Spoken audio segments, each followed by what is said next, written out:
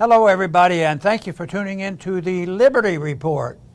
With us today is Daniel McAdams, our co-host. Daniel, good to see you today. Glad you're back. Good to be back, Dr. Paul. A couple of days off. Well, good. And you're well rested and kept up with the news. I know you had your computer with you. I did, yeah, And obsessively. We even had to bug you and call you and ask you questions. When's the war going to end? Yeah.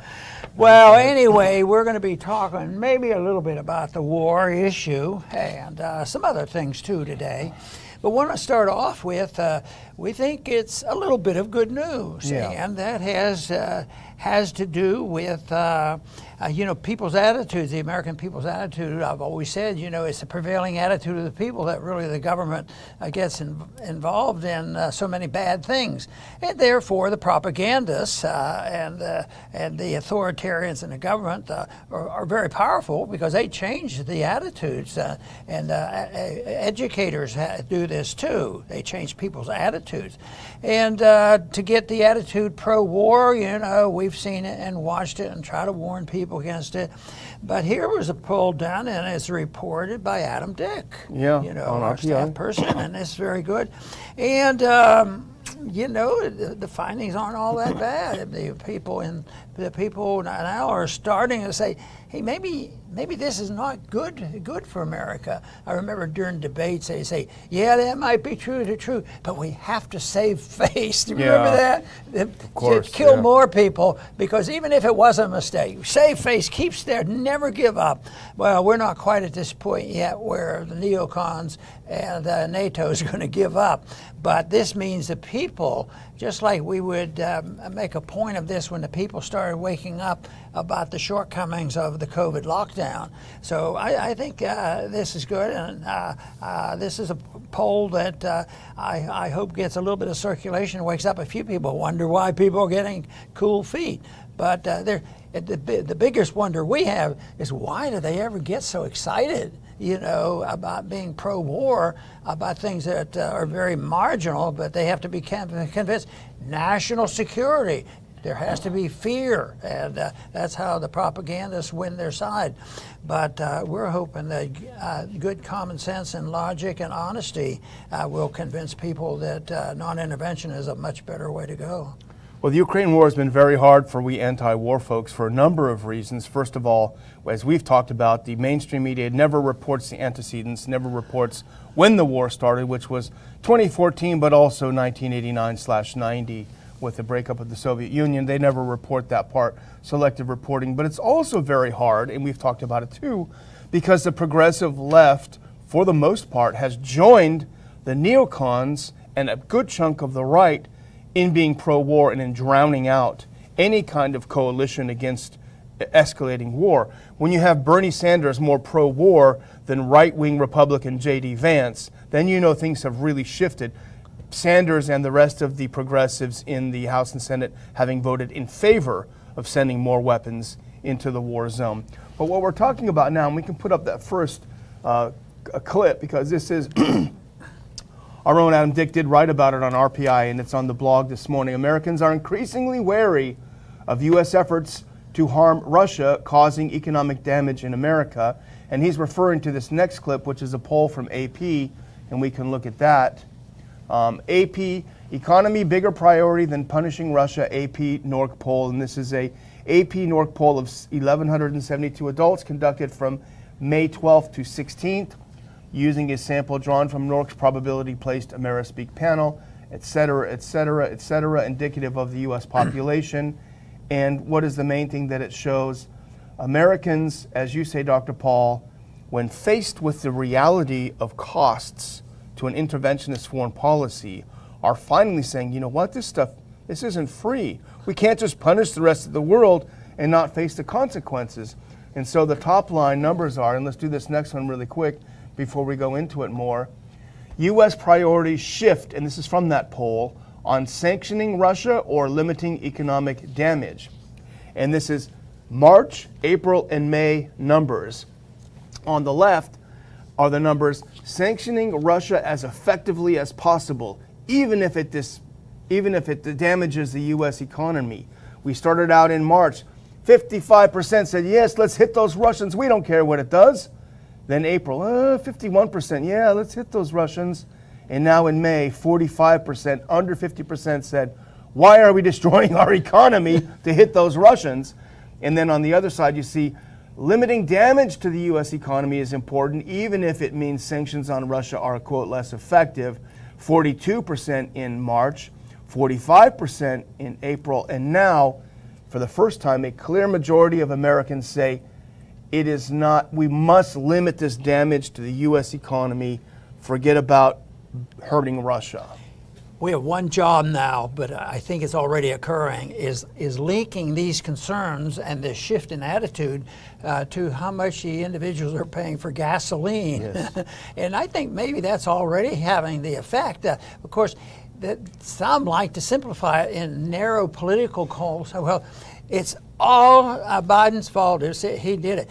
He made a mess out of it, and I'm never going to deny that he made things much, much worse. But the whole thing is the cost of war comes down to it. Not only the cost of gasoline, if you don't want to deal with that, because he did make that much worse, but just the cost of groceries. Yeah. And all of a sudden, people need to connect that with getting involved in things that we don't need to be involved in, and foreign, undeclared, illegal, unconstitutional wars where a lot of innocent people die ought to be open season on that type of activity. So this is, I think it's good, but I'd like to make sure the American people know that there is a connection with all the complaints they have here at home with the foreign policy, because it's draining, from us, and all you have to do is look at, when added to COVID, and you look at the monstrosity of the spending and the deficits and the printing of money these last couple years. Nothing has ever come close to what we've been doing. Yeah, and this should be our day in the sun, because as you correctly tie the two, the costs of interventionism, whether it's government interventionism over a virus, i.e. 2 years of COVID, or government intervention in a far-off war that has nothing to do with American national security, these two show directly the costs of interventionism. You don't get any extra points for being right about these things, not to toot our own horn, but there is some good news about it. And let's put this next clip up, because this is someone interviewed for the AP article, and this is a good quote, and it shows that they're starting to connect the dots, Dr. Paul. This is a woman interviewed, and I don't have her name on this clip, but she says, "We seem to think that everything that goes on in the world isn't going to affect us, and we live in some sort of a bubble. It seems to me that anything that happens in the rest of the world is going to affect us. Unless we do something productive, proactive, our economy is going to be affected anyway." So it's starting to realize all this stuff isn't cost-free. We can't run the rest of the world and tell everyone what kind of governments, where their borders should be, what they should do, without it coming back. And I'll tell you, Dr. Paul, I traveled throughout Texas these past couple of days. I paid $4.34 up near Waco for gasoline, and that is painful. Boy, I'll bet. There's really only one thing they have to think about, and you can narrow it down to one word.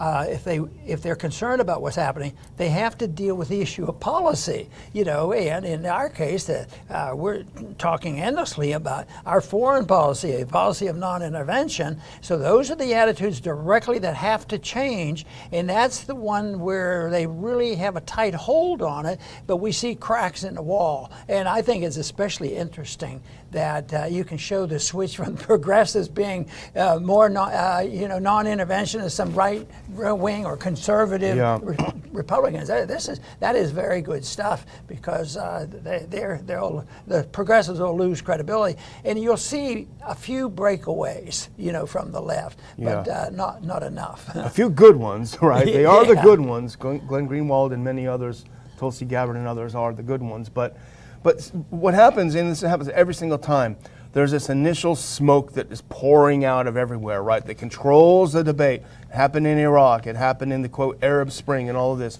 And then slowly, when the smoke clears a little bit, a couple of voices make it through that start challenging things. And I think that's what we saw over the weekend. We haven't talked about the World Economic Forum, probably just as well that we haven't, because it's a bunch of bad dudes. Nevertheless, Henry Kissinger showed up. You got to hand it to him. He's still active at his age. for all the bad stuff in his life, you got to hand it to him. He's still out there. Let's put on this next clip. And here's what he said, and there was a collective sigh, catching of the breath in the entire world. Kissinger says Ukraine should cede territory to Russia to end war. And that's a simplification of his speech, because he certainly was not giving a pro-Russia speech or a pro-Putin speech. He was very condemnatory of the invasion, but he basically said, unless Ukraine is going to be completely destroyed, there needs to be a peace process that ends this war.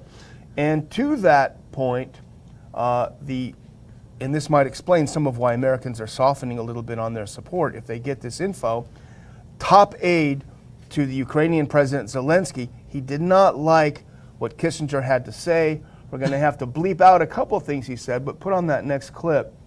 He gave an interview right after Kissinger made his point, and he said, "Go blank yourselves," Zelensky aide tells Western officials. These are the people writing $40 billion checks to keep the war going in Ukraine and starving American babies. And here's what he says to them. And do the next one. Now here's the quote from the interview, and you can watch it. It's on Telegram. He says, "Go blank yourself with such proposals, you dumb blanks."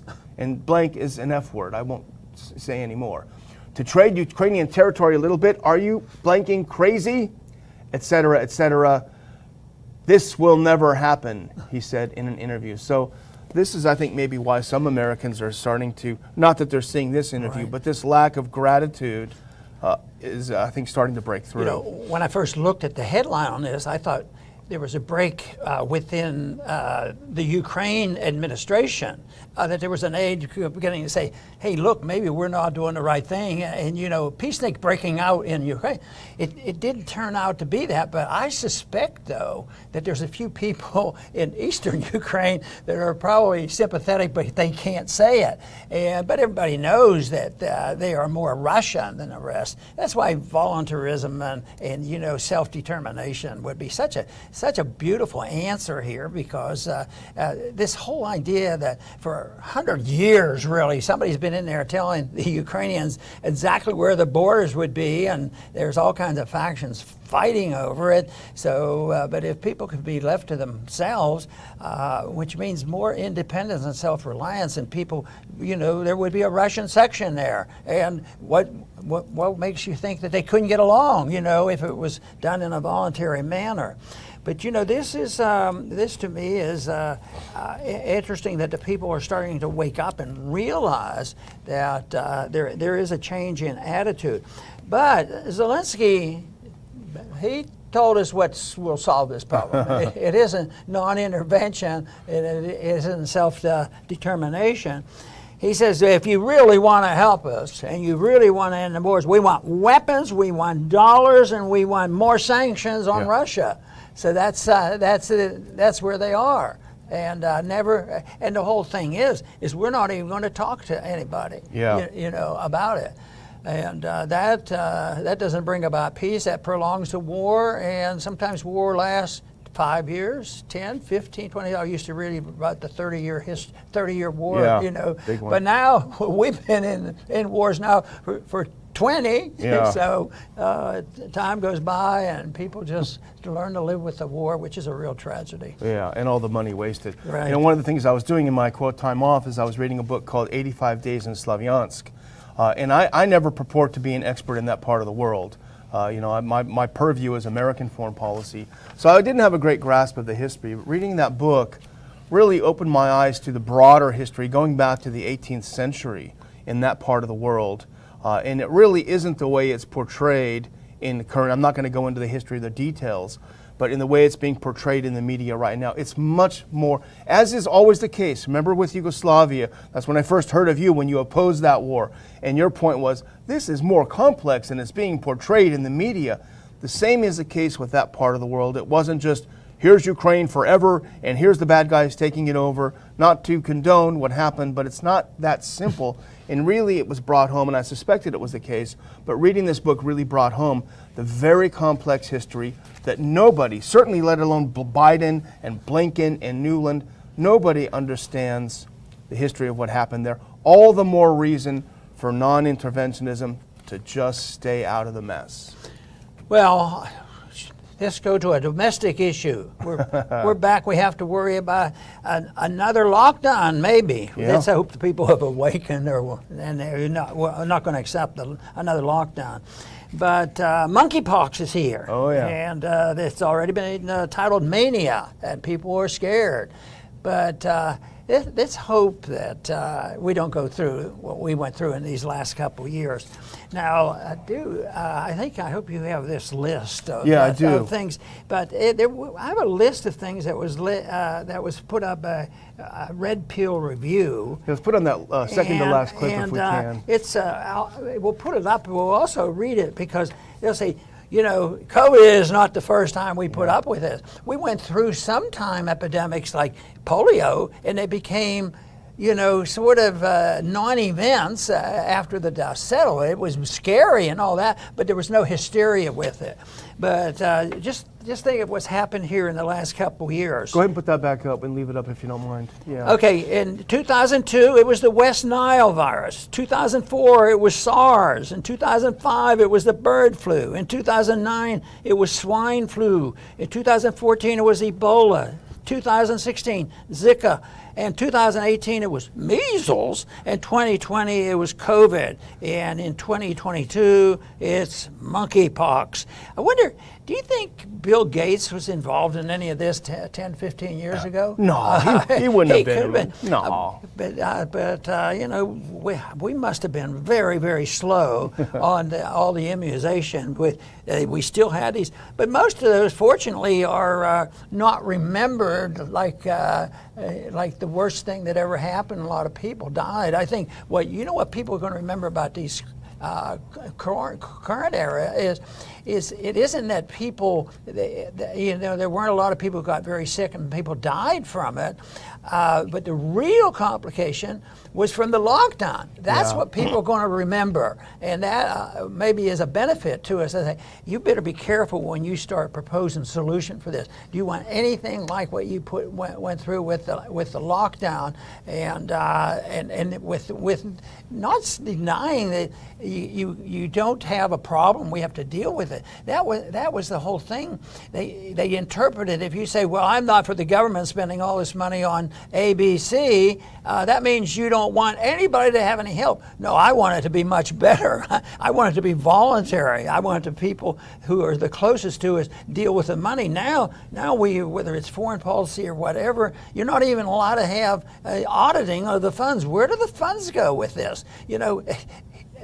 Just the whole idea of the Pentagon never being audited, and the people who manufactures the money, the Federal Reserve, it never gets audited. That's probably a place where when the country wakes up and we decide we want to concentrate on our liberty, we'll be dealing with those issues, and that's just looking for the truth and looking for the answers rather than beholding to the people who are controlling our media and right now our social media and our government and our deep state and all of these things, because I think it's the seeking of truth that is lacking, but fortunately there are still people out there, that's exactly what they want.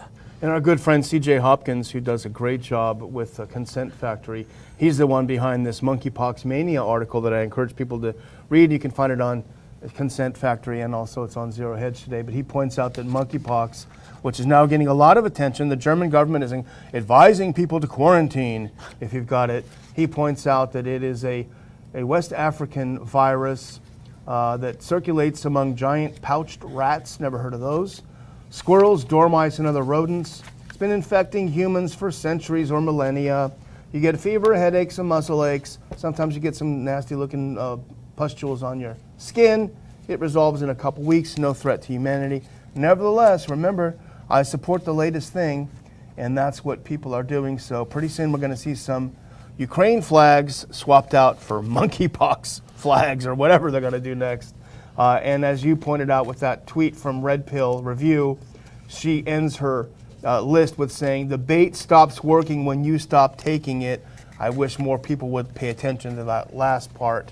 We'd be a lot better off. Yes, and language is so important, and that, of course, is what they control when they want to have total control of the people. The authoritarians want control because they don't even believe that there is such a thing as a right to free expression, that you should be allowed to express yourself if you're doing it without committing fraud and libel and all these other things. But no, that is where the attack is so often. Then they get the financial people in cahoots with the government, and they participate, they're partners. But that was the thing that annoyed me tremendously, was the partnership of big business and big government and enforcing the rules. And the government would say back, oh, well, you're private property, and you know, you have freedom of speech. Then they do the worst things in the world, and of course they say it in terms of giving people their liberties. But that is the case all the time in politics. You know, they're saying one thing at the same time they're taking it from you. That reminds me of my advice to staff people was when you read the title of the bill, they're always glowing and flowering and they're going to save the world. I said, you can be sure it's a lie. Yeah, absolutely. Well, I'm going to close with some news on our conference. Believe it or not, it's just over a week away. Can't believe it, in Houston. Put up that clip if people for some reason haven't heard of the conference. The Biden Doctrine, New World Order or Nuclear Armageddon? Houston, June 4th, Saturday. We made a decision, Dr. Paul, a few days ago, and it happened while I was away, that we had sold out twice.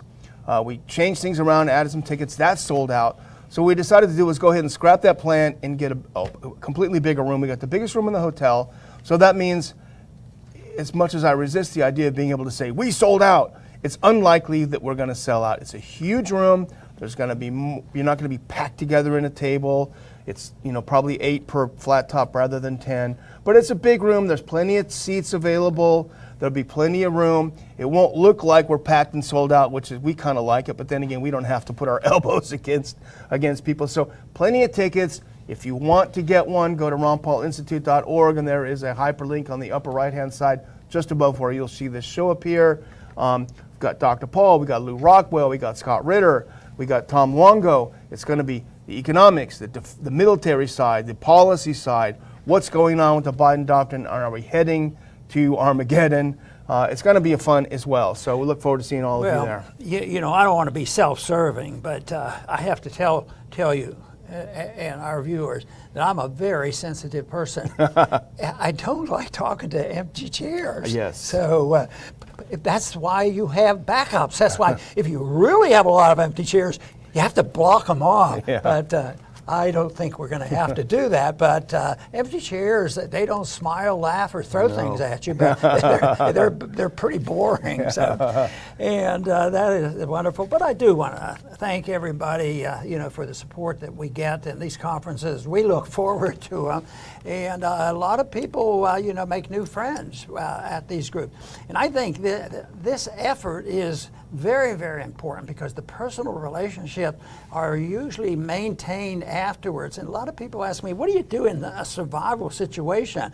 Know your friends and build your friends and get more people to agree with you, both in what political philosophy is and also what survivability is, investments and all. So the more that are cued in, you don't want to harbor a protective attitude about, I know it's coming and I know the place where I'm going to hide and nobody's going to know where it is. No, we want people to know what it is. And for me, it's the effort to promote the cause of liberty, the understanding of liberty, because otherwise you just continue with the process we have, and that's authoritarianism. And the founders tried to get us started in the right direction. They did, but that has changed. We do not have what they intended, and the destruction of those principles have been going on for more than 100 years now. And truthfully, I don't think you'll see the regression of what we have until you see some serious thinking about, why do we have a Federal Reserve that has the license to counterfeit the money in secrecy? And why do we have an IRS gouging the people to go off and fight wars overseas, and the American people don't even know where these countries are? And thousands of people die, and then we end up with all the economic problems here at home. So the answers are not complicated. The enthusiasm that we need to reverse the trend, that is a job, and that is why we exist, to try to change this attitude, and that is why we have these conferences. We're very selfish because we get encouragement, from the conferences. Because, like I said, too many empty chairs, I get a little bit nervous about that. But no, we'll be very much encouraged, and that to me is important, because people, otherwise, if there's absolutely no interest, there will be no change in attitudes. So that's what we're in the business of doing, is changing attitudes. But you have to remember the other side's changing attitudes too. They're cultural Marxists, and we know what they're doing. But if we want people to look to the benefits of a society that is based on personal liberty, that's a goal worth working for. I want to thank everybody for tuning in today to the Liberty Report. Please come back soon.